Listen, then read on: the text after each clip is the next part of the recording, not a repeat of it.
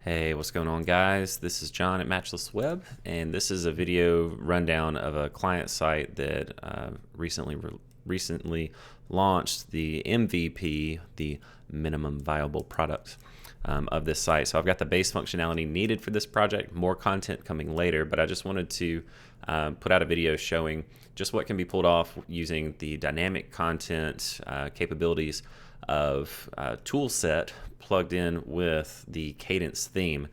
I don't see enough content out there about this, so hopefully I can just throw my hat into the ring and show people what can be done. So on this client website, essentially I'm going to run down how I created a custom post type with Toolset, how I created a filterable grid. This is done with Essential Grid, by the way. How using Essential Grid get some filtering capabilities for those custom post types, and then how the individual display of the post types is configured using a template and dynamic data so that all of the different projects that are added for this client are displayed. Funky CSS happening here. I think I do still need to exclude either some CSS or JavaScript from my WP Rocket deferral settings, but that's neither here nor there. So let's just get into how this is pulled off. So if you're not familiar with Toolset, it is there are a number of products within Toolset, but the ones that I'm using on this site are Toolset Types, which is their custom post type creating plugin, as well as Toolset Blocks, which is their Gutenberg friendly block editor that allows you to use dynamic data. Works well with the Cadence theme, and I'm going to show you how those all work together. But when you first look at the Toolset dashboard for what I've created, my custom post type here called Portfolio is just the grouping of all this client's. It's a landscape architect, so this is just the custom post type, the layout and all for his project. So what makes up a custom post type has a lot to do with the fields, the custom fields that are assigned to it, as well as the taxonomies, or the things that can be used to filter or identify these projects. In the grid that I use for Essential Grid, the filtering was done by both the tags and categories, that custom taxonomy for that. And then the single layout for all of those projects is made through a template and the archive setup. I'm not actually using Toolset blocks to make the archive. I'm using Essential Grid, but I'll show you what all that looks like. So just to make sure I keep all my ducks in a row, yeah, let's look at Cadence settings first. So the Cadence theme, I am using the Pro version, and I'm on version 1.0.23 for those that are interested. And the only Pro setting I've got turned on is the archive custom page title backgrounds. That is what allows you to, on the archive page for this custom post type, it's what allows you to use the native theme customizer settings, like using your customizer, to drop in a background image here and style this out the way that you want to. On the free version of Cadence, you can't do that. But that's just one of the wonderful add-ons that comes with Pro, letting you put in that kind of background. And let's see, while I'm at it, take this off as I'm going through. The only thing that I also wanted to mention regarding the Cadence configuration is that, so on my filterable grid here, the custom taxonomy used for filtering, if you click on any of these links, it links out to the taxonomy page for that particular tag or category. And this grid is not really all that customizable within Cadence yet. You can customize custom post type grids just out of the box, which is phenomenal. There are not many themes that do that, and Cadence does it really well. But right now, the editing capabilities don't really extend into the taxonomy pages beyond letting you change maybe the text on the read more button. But given that taxonomy pages may not be all that much visited, I chose to mostly leave those alone. So just style-wise, just know that the Cadence theme, at least as of this version, doesn't let you edit the layout of the taxonomy pages. So yes, Toolset and Cadence custom post type. Let's go into the custom post type itself. So And if you're not familiar with what custom post types are, within WordPress, posts and pages are technically both a post type. So even a page is technically a post. It's just that posts are generally something that have an archive, something that's got some organization feature where you can maybe have a list of, or a grid of, certain kinds of listings, whether it's, real estate listings or blog posts, anything where you'd think, hey, there's a grid or there's a series of posts. Those usually have an archive. Pages are usually standalone items where there's not generally going to be an archive. It is doable, but it's just rare that you need that.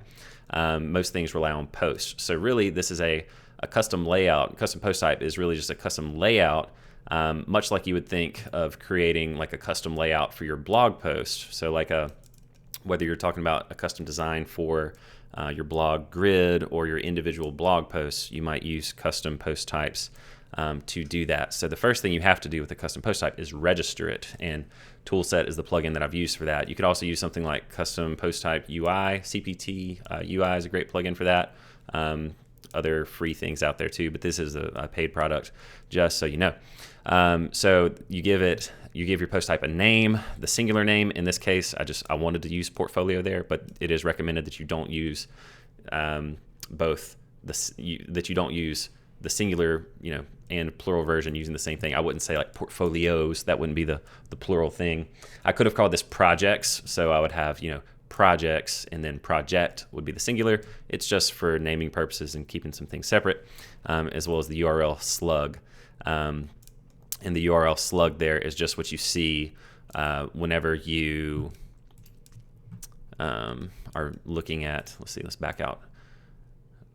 Whenever you're in an archive of some posts, portfolio is going to be in the slug of the URL for any of the, so you get, slash portfolio slash, the name of the specific project. So that's what those settings are. You can give it your own little icon, which I've got over here in the left-hand side, and I've told it to go under this specific menu item, the WPMU Dev one. You can put it anywhere down this list. I just kept it up high so I could find it.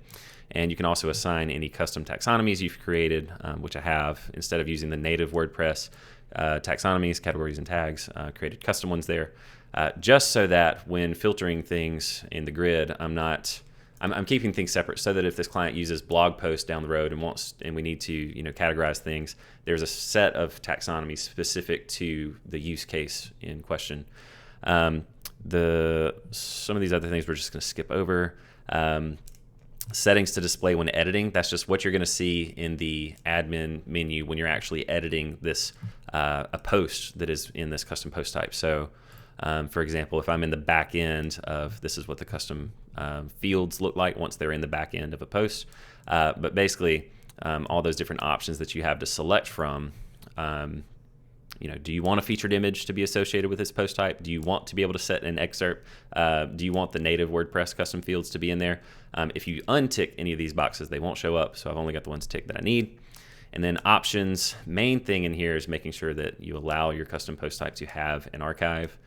And I don't have anything listed in here, but the default value is essentially going to be your slug that you put in. Is there anything else with this? That's really it. The post type itself. So what do I need now? Yes, we've talked about our custom post type. Let's talk about the fields. All right, so again, custom fields is the next thing. So if we go back to the Toolset dashboard, I'm just going through each of these just so you see how it's all put together. The specific fields, the custom fields, so you can either select those here or custom fields in the sidebar. It takes you to the same thing. So this is where our templating power for dynamic data comes in. So this group of fields is, you call it whatever you want, but I've just got it called field group for projects, or for portfolio might be the more accurate name. All right, and these are all collapsed, but all of these items are actually what you see if you're looking in the back end of a project. So I've got a blank project or portfolio item here, where you see field group for projects. So that's my heading, that's the name for the whole group of them. And then you have your project title, description, before and after images. And that is all, those are all the things you see here. So these fields are then assigned to that custom post type, so that when you open up any fresh custom post type, you can have all of these fields accessible. And then everything gets applied to a template, so that on the front end, all of your certain items that are in that category are all displayed the same. So all the projects will have the same layout. So it's just like creating your own custom layout for a blog, so that all of your single blog posts inherit the same styling. And I've got some conditional logic going on in my layout too, but I just want to show you first. On a blank project, this is what the template looks like. So before any of the dynamic data has been filled in, that's what it looks like. And let's see, again, I'll just grab this link.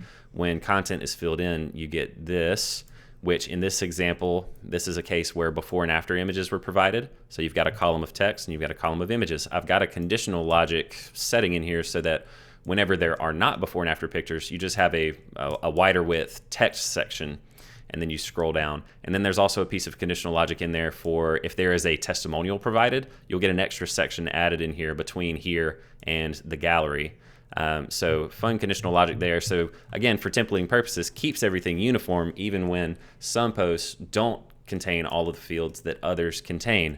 And it's like a set it and forget it kind of thing. Once your template is in place, then your dynamic content is always going to fill in the way that you need it. And if you ever needed to, in bulk, add across many different posts, you all of a sudden need to add one specific thing to all of your posts, well, you can insert it into your template, and then it's immediately put everywhere. Very much like a hook would work if you're familiar with WordPress hooks. So let us now, and I keep pulling up that this is a little plugin called Docket WP. It's phenomenal for just little dashboard checklists. We're talking about our template now, so allow me to, actually, if I just expand some of these. So you do have to, for your custom fields, you give them all a name and a description. You select the type of field that it is going to be, and so this is the description for the user interface. So this text right here, hey, this text will be displayed in big bold text at the top of the page. That is what, if the client is entering in their own content, I'll close that. If the client's entering in their own content, they're going to see those prompts, see? So that's like your descriptor of what the field is. So the client knows, hey, when I type this in, that's going to be the big text at the top of the page. So if you're doing this for clients, really handy that you can, drop in your own little labels and messages to make it as clear as possible what kind of data needs to be put in here.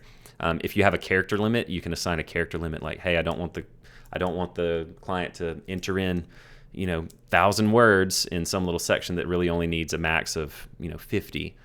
You can set those kind of caps. And if you have images that you want the client to be able to upload, for instance, in this example said, hey, let's let just a single image get put in. You can probably hear my dog's toenails tippy-tapping on the floor in the background there.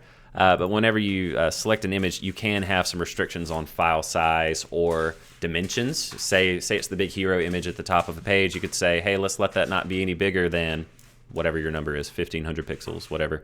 That way the field won't accept an image that is too large there. So again, it's a way you can maybe help clients not drop in an image that is unnecessarily large that could slow down their page. It's just one way to kind of maybe put some guardrails up to save them from maybe just put an image in that's too large, and on and on.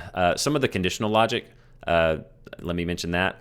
These, so there are radio buttons in the back end of the post for the conditional logic stuff. So if I go to the back end here, you see here, show before or after photos. If I say no, then there's not going to be an option to show before and after photos. The default in this case is no, but if there are before and after photos, select yes, and all of a sudden you reveal the fields that allow you to drop in a before and after image. So conditional logic there, and they're in the template are conditions for displaying those or not.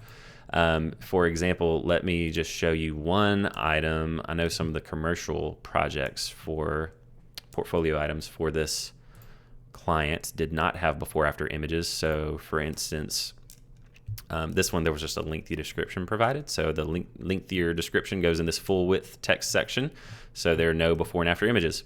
And the way those field groups work is that if they select yes, there's a value assigned, in this case 1.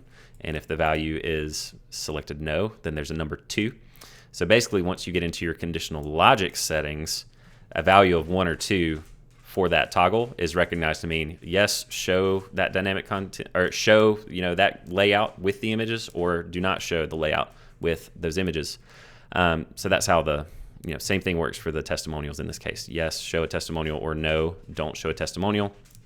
Okay, so those are the fields, and I'm going to close that out now and making sure. Okay, we now go to our template. I'm trying to stay on track here. Thank you, Docket. Great little product. Loving it. So our content template. So Toolset settings.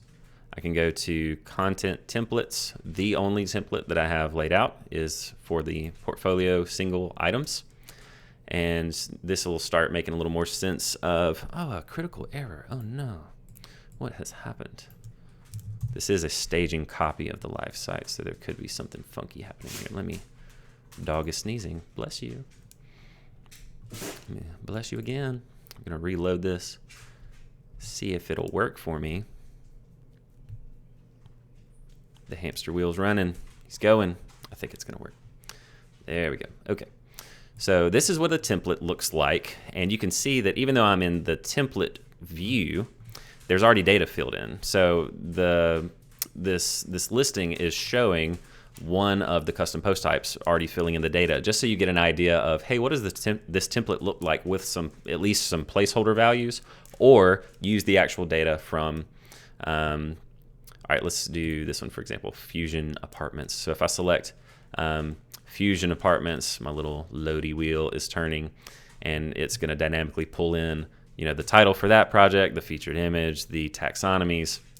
And interestingly, what you'll see is, all right, so if we look at that listing, this will show you some of the dynamic, some of the conditional logic functionality. So if we select that project from the grid on the front end, this is one that did not have before and after images. So on the front end, you just get displayed this big block.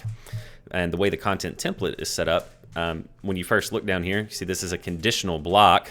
And in the conditional block, you see, like, wait, there are images here that look like they're not having anything to do with this post. And you're right, those are just placeholders, because this is a conditional block that gets displayed if there are before and after images to show. So if I go to my conditions, you remember I mentioned the number 1 and the number 2 referencing a yes or no. So if the field group show before after photos is marked yes, then they get that layout, block number 1. Okay, so this would be that conditional block number 1. If it is marked no, so a number 2 is assigned to that radio button, they get this layout where there's only the image block. So that is why in this template, the output on the front end is just the block. So you don't see those unrelated images displayed. That's just part of the templating. All right, now scrolling on down, again, this is placeholder stuff. This is what the template for the testimonial looks like. So if there were a testimonial on a project, then this is kind of the background image and the little quotation marks that are shown. But then the person's name as well as their testimonial content goes here, and then any images selected for the gallery are dropped in there. But just to look at how the dynamic fields are actually set up in here, so it's like what is making these dynamic fields display. So if you select, you don't have to select all the text, but if I'm clicked into this specific, this is the Cadence advanced heading block, you can either click the little dynamic content little lightning bolt thing there to select sources. At least I built this a while back, and so there have been a few releases since then. But initially, when I was trying to use the inline tool there to select the dynamic contents, it wasn't always lining up. But if you come over to dynamic sources and then turn on dynamic content, that allows you to, you see I've actually got all these drop downs selected, whereas if I click it here, it doesn't have any selections made yet. So I have the most success, it seems, doing this. But you select your post source, which is in this instance the portfolio for the client. The field group is, and this is where you can select from any of your custom fields that are assigned to that project. So in the back end of the project, whatever is selected for some of these different things goes here. If instead of project title, I said, put the description right there. Okay, well, there's a lot of text. That's obviously not what should be going there. But based on the templated design, title goes there, boom, it fits. you'll notice the background image here changes. Okay, so the header image is a dynamic source too. So if I have that block selected, that's the advanced heading. The advanced, it's not advanced, it's just the row block. It is advanced in its functionality. It does cool things. Go Cadence. But if you say the current portfolio item and then the source featured image, that's just the default WordPress featured image that you would set, in the back end of, this is like the back end of the demo post. So if I said, hey, give me a featured image here, and I'm just going to grab something random to display how this is going to come out on the front end, if it will load. Okay, so if I grab that image and just say, hey, that's my featured image, that's going to load in. And then notice, so I'm not in the template here, so I'm in the back of a post type. So I added the image here. It doesn't automatically pull it up, in that area because I'm not in the template editor within Toolset. I'm just in the back end of a post. But if I say update, and right now, this area is blank because I haven't resaved that yet. But now when the post is updated, we'll see our the title is actually not going to be there. So this is a good thing to point out. So with my specific, let's just refresh. With the specific way I've got the template put out, the page title doesn't necessarily have to be what is displayed here, because your page title, sometimes you want what's actually displayed to be something else, right? So this just lets you maybe have a different title of the project. This could be, fancy houses. That way, what's displayed at the top doesn't have to be your page title. So if I change that, refresh, the text for that specific custom field is going to be pulled in rather than using the page title. And that's pretty nifty. And then if you just go down the list and fill in these things, we will start to see everything populated. So if this is making sense, if I come into my text description, which is needing, I don't know why it's not letting me type. Let me refresh this really quickly. It's not letting me get my inputs here. But if I get my cursor clicked into that area, I can drop in some dummy text. I'm going to minimize these little guys. There we go. So just use my little text expander, say, oh, that's my description that I want displayed. Let's say I do want before and after photos, which I can select from my media library. And this is just going to be a single image for a before, single image for an after. And the way the template is set up is that these are just contained to certain dimensions. I want to say these are just the standard. Is it the standard image block? It might be the Toolset image block. We'll look back in the template. Looking in the template, what kind of block are they? Yeah, so this is the Toolset image block, which allows it to have that dynamic image source. So this is pulling in that source for the before image and that kind of thing. So hopefully this is making sense how things are all coming together here.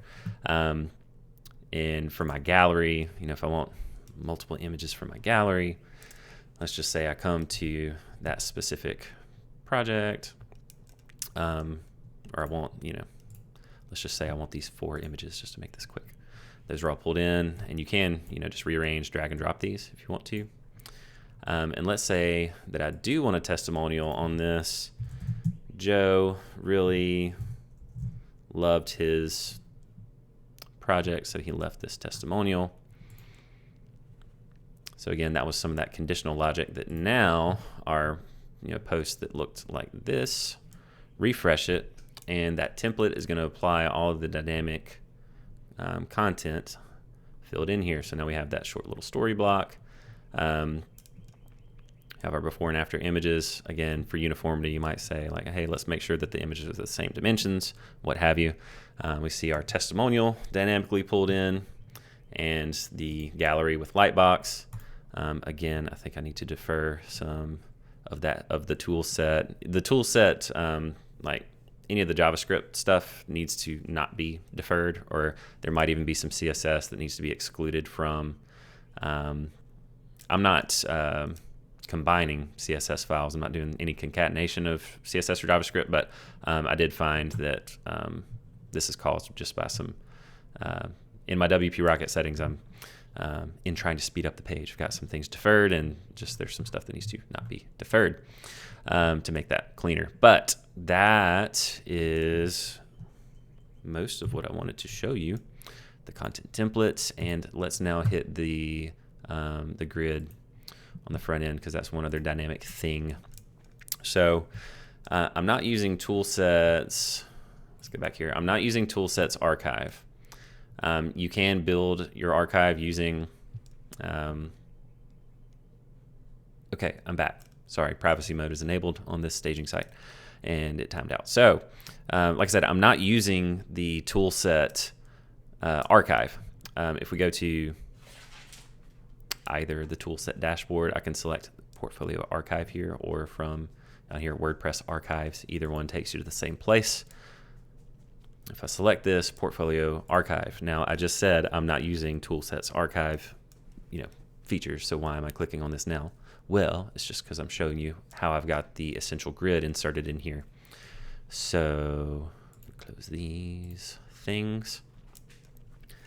So you can either use Toolset's blocks, or you can use Cadence blocks, generate blocks, whatever your block plugin is that you prefer to use.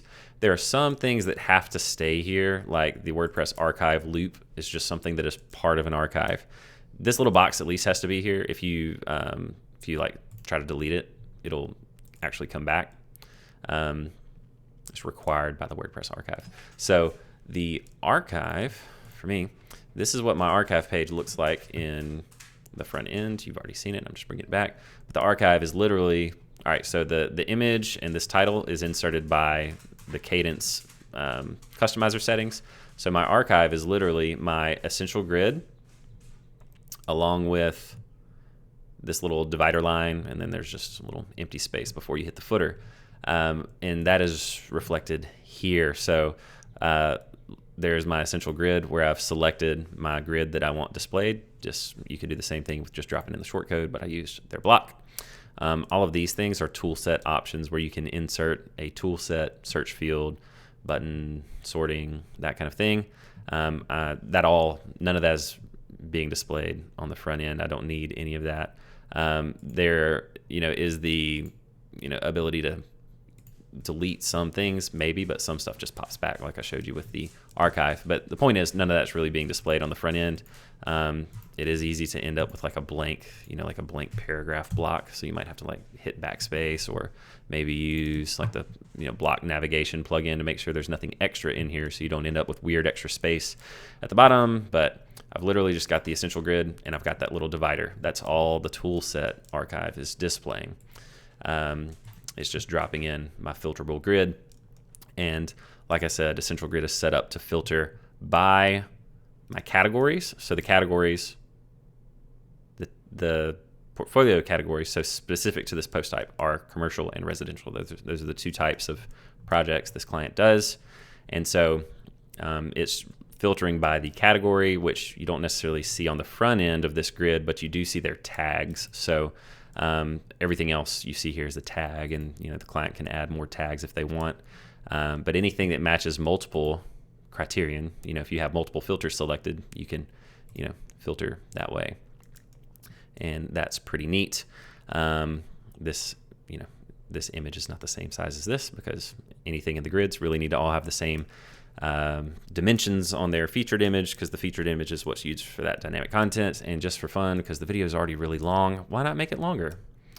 If we go to essential grid, I'll just show you the skin that's being used for this. If you're not familiar with essential grid and skins, your settings kind of tell you, what all the functionality is going to be. Your skin is the design of it all. And when you're editing your grid, you see a preview of it down here in the bottom, so you kind of see what you're working with. But the source of all the content I've got selected as the post type it's pulling from is the portfolio for the client. And then I've got selected all the taxonomies that I want to be used for filtering. So it'll show you the taxonomy specific to the post type you have selected. So, excuse me, if I just said post, it's like, oh wait, there's no taxonomy there.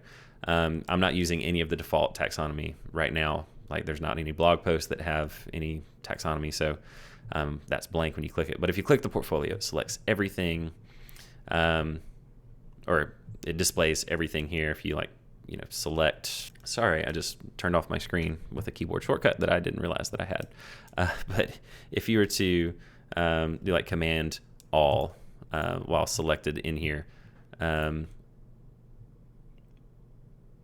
yeah, portfolio, click into this tab, Command All. So now everything is filterable. If I didn't want the categories, I'd just leave those off. Obviously, featured image is a media source, and then all of the grid settings, how many columns you want, what kind of navigation and filtering do you want.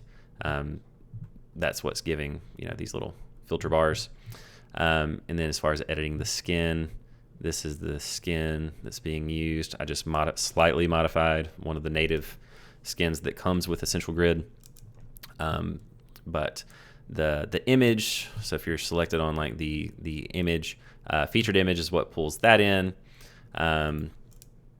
The taxonomy post, the post source is already portfolio, so the taxonomy being used, if I put taxonomy list as being what is going to be displayed here, and specifically the portfolio tags, if I wanted just portfolio categories, if I had that selected, then on the front end, instead of within the portfolio seeing the tags, these would only say commercial or residential, depending on the kind of setup here, just to show you some variability with that. And I've got those set to be, linkable. These link to, yeah, that's right. I just picked my nose on camera.